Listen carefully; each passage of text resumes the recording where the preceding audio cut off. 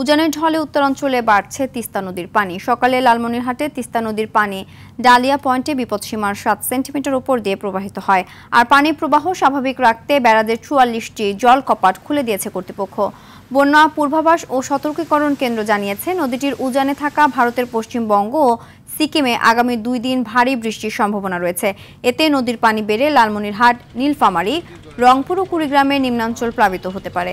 কুড়িগ্রামে তিস্তাসহ দুধকুমার, ধরলা, ব্রহ্মপুত্র নদের পানি বাড়ছে। পানি বাড়ায় চরাঞ্চলের কৃষি জমিতে পানি উঠেছে।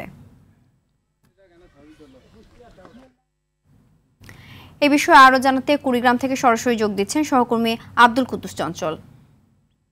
চঞ্চল, পানি বাড়ার বিষয়ে বিস্তারিত জানাবেন।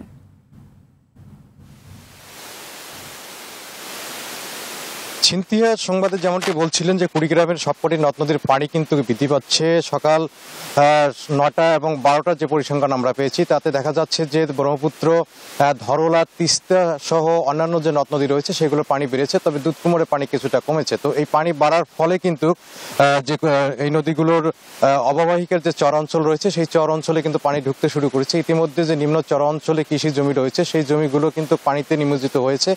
রোপা আপন যেটি কিছুদিন আগেই কৃষকরা লাগিয়েছেন সেটি কিন্তু ডুবে গেছে, ফলে কিন্তু এই রোপা আমনের ক্ষতি কিন্তু হওয়ার সম্ভাবনা রয়েছে।